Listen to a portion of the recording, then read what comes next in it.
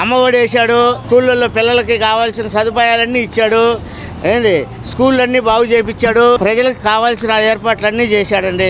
45 సంవత్సరాల వయసు దాటిన వాళ్ళకి 15,000 రూపాయలు వేస్తానన్న స్కీమ్ ఒకటి ఆయన మెయింటైన్ చేస్తున్నాడు.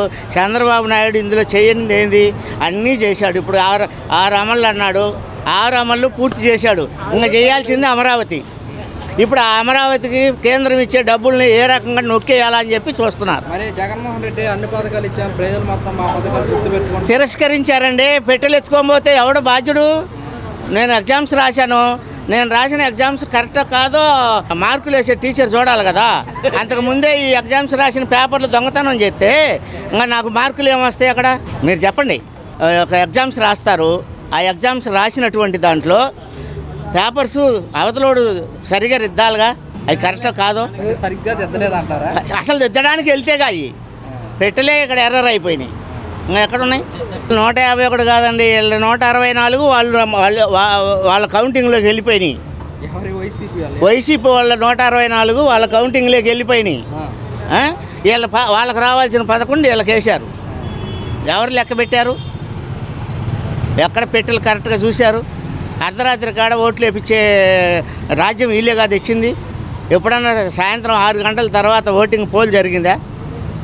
మనం తప్పు చేయలేదని అనుకుందాం. ఆంధ్రప్రదేశ్లో 6 గంటల తర్వాత ఓటింగ్ ఎక్కడైనా జరిగిందా?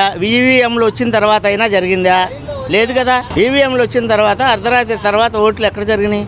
తెల్లవారుజాము దాకా ఓట్లు వేస్తే ఒక నియోజకవర్గం మొత్తం మీద ఒక ఊరిలో ఒక్క ఓటు పడుద్దా? ఆ ఊరిలో జనం అందరూ చచ్చారా? కనీసం 50% అన్న పోల్ అవ్వాలిగా. ఒక ఓటు ఏంటి? ఒక పెట్టెకి ఒక ఓటేనా పడేది?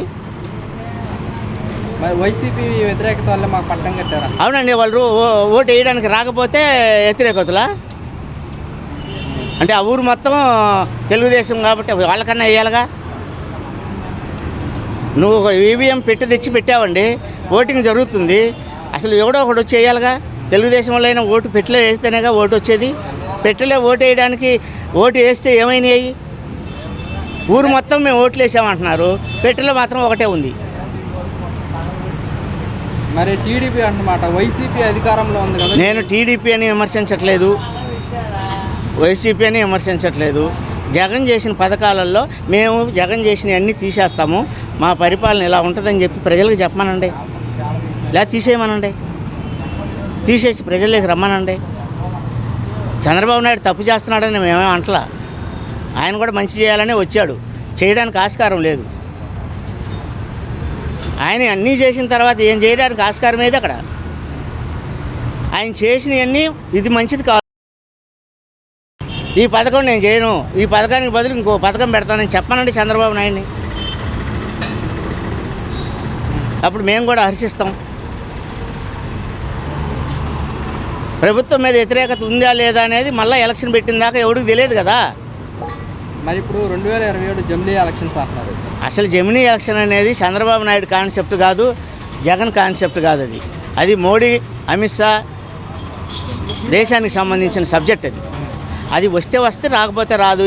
ఇప్పుడు 30 ఏళ్ళ నుంచి జమినీ వస్తుందని మేము అనుకుంటున్నాం. బిల్లు కూడా పాస్ చేశారండి పార్లమెంట్. ఏమండి, పార్లమెంట్లో బిల్లు పాస్ చేసినాయి, ఫైళ్ళు కట్టలు పేర్కొని ఉన్నాయి. ఒక ఫైల్ని బయటికి తీయమనండి. కాశ్మీర్ ఏరియాలో జీవో నెంబర్ ఏదో ఒకటి కొట్టేశారు. అదేమైంది? మొన్న ఎలక్షన్ పెడితే బీజేపీ గెలిచిందా? నీకు ప్రజలు నాడి పట్టుకునే నాయకుడు లేడు, అది నేననేది. చంద్రబాబు నాయుడు అయితేనేమి, ఇంకొకళ్ళు అయితేనేమి, ఎవరైతేనేమి, వాళ్ళు చదువుకున్న చదువు ప్రకారం చంద్రబాబు నాయుడు అందరికంటే మంచి చదివే చదివాడు, మంచి అనుభవం ఉంది. అనుభవం ఉన్నప్పుడు ఈ పథకాలను డైవర్ట్ చేసే పరిస్థితి ఎందుకు తెచ్చాడు? ఇప్పుడు అమ్మఒడి వేయట్లేదు, పిల్లలకి చదువులు ఆగిపోయినాయి, ఫీజులు కట్టలేదు, తల్లిదండ్రులు ఎంత రిస్క్ పడుతున్నారు. ఏ స్కూల్లోనన్నా సున్నం వేశారా వాళ్ళు ఉన్న 14 సంవత్సరాలలో? పల్లెటూర్లలో స్కూళ్ళు ఎన్ని స్కూళ్ళు రిపేర్లు చేశారు, ఎంతమందికి కలర్స్ వేశారు. అదేంటంటే నువ్వు ఇప్పుడు సచివాలయాలకి మీ పార్టీ రంగులు వేసుకున్నారని చెప్పారు. ఇప్పుడు అన్న క్యాండిడేట్లు అన్నిటికీ ఎవరు రంగులు వేశారు? పసుపు రంగు ఎవరు ఆయన సొంతంగా కొనుక్కొచ్చేసాడా? ప్రభుత్వం డబ్బులు కాదా అవి? 5 రూపాయలకు భోజనం వస్తుందండి, 5 రూపాయలకు భోజనం వస్తుంది అసలు? పేద ప్రజలకు పెట్టడానికి 5 రూపాయలకి భోజనం పెట్టాలా? సరుకులు ఎంత పెంచారు? ఎవరు భోజనం పెడుతున్నారండి? కిలో కందిపప్పు ఎంత ఇప్పుడు? శనగుండ్లు ఎంత? ఇంట్లో 4 కిలోలు తీసుకొచ్చుకునే వాళ్ళు కూడా బూతులు తిడుతున్నారు. ఏ మార్కెట్లోకి వెళ్ళండి, చిల్లర సరుకుల గురించి మాట్లాడండి. 156 రూపాయలు పామ్ ఆయిల్ అమ్ముతున్నారు మార్కెట్లోకి వెళ్తే. ఎప్పుడైనా అమ్మిందా? కూటమి ప్రభుత్వం అధికారంలోకి వస్తే నిత్యావసర ధరలు మొత్తం తగ్గిస్తూ ఉంటారు. ఏది తగ్గితే ప్రజలు చెప్పుకుంటారుగా. తగ్గితే మాకు ఫలానా ఇదివరకు 3,000 తీసుకెళ్ళి నెలకు సరిపడ సరుకులు తెచ్చుకునే ఫ్యామిలీకి ఇప్పుడు 5,000 6,000 తీసుకెళ్ళినా కూడా సరుకులు రావట్లా. ఏంటి సంపద? ప్రజలకు వడ్డింపులు చేసి సంపద ఏంటి? కరెంటు బిల్లు ఎంత పెరిగిందండి? సామాన్య మానవుడికి 1000 రూపాయల లోపు బిల్లు వచ్చేవాడికల్లా 1,300 1,400 బిల్లు వచ్చింది. ఈ నెల 27న జగన్మోహన్ రెడ్డి విద్యుత్ ఛార్జీల పైన ధర్నా చేస్తున్నారు. చేయనియండి, చేస్తే వీళ్ళకి ఏమవుద్ది? వీళ్ళ మెజార్టీలు ఉంది. ఏ బిల్లు పెట్టైనా సంతకాలు పెట్టి లోన పెట్టుకుంటారు. జగన్మోహన్ రెడ్డి ఏం చేసినా వీళ్ళు ఏం పడుచుకోరండి. వాళ్ళ చేతిలో ఉన్నంతకాలం ప్రజలు ఈ అవస్థలు పడాల్సిందే. అది ఈ 5 సంవత్సరాలు కళ్ళు మూసుకొని ఏదో ఒక రకంగా కోటీశ్వరుడు కూడా కూలికి పోయి అయినా డబ్బులు తెచ్చుకొని కొనుక్కొని బతకాల్సిందే. సంపద ఇదే.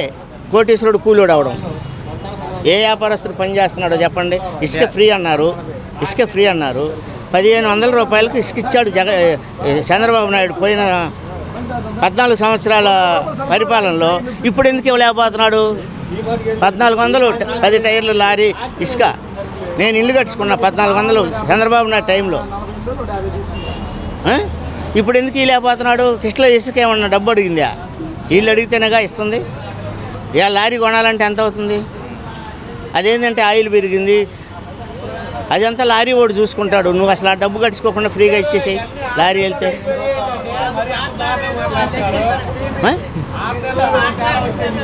6 నెలలు, సంవత్సరము, 2 సంవత్సరాలని కాదు. పరిపాలన విధానం చేసే విధానంలో ఆయన చేసే కాన్సెప్ట్ ఏంటి, ప్రజలకు ఏం చేస్తాడు అది చెప్పమనండి. సరే, మరి ఇప్పుడు సంక్రాంతి నుంచి జగన్మోహన్ రెడ్డి బయటకు వస్తున్నారు. ఇప్పుడు లేట్ అయింది బయట. అంటే ప్రజల దగ్గరే. ఇప్పుడు ఎక్కడన్నా లాన్ ఉండా? అలాగే ఇప్పుడు బయట ప్రజల్లోనే ఉన్నాడండి ఆయన. జగన్మోహన్ రెడ్డి ఇప్పుడు ప్రజల్లోనే ఉన్నాడు, ప్రజల్లోనే తిరుగుతున్నాడు. జగన్మోహన్ రెడ్డిని ఇప్పుడు ఏం చేద్దామని? జైలు వేద్దామని ఉంది చంద్రబాబు నాయుడికి. వేస్తే వేసుకొని జైల్లో ఉంటే కూడా గెలవడా ఏంటి? కాదు, 2019 ఎన్నికల ముందు పాదయాత్ర చేసి వచ్చి 151 సీట్లు గెలిచారు. ఇప్పుడు ప్రజల్లోకి వెళ్తున్నారు. దీనివల్ల మరి అసలు జైల్లో ఉంటే కూడా గెలవడా ఏంటి? కాదు, 2019 ఎన్నికల ముందు పాదయాత్ర చేసి వచ్చి 151 సీట్లు గెలిచారు. ఇప్పుడు ప్రజల్లోకి వెళ్తున్నారు. దీనివల్ల మరి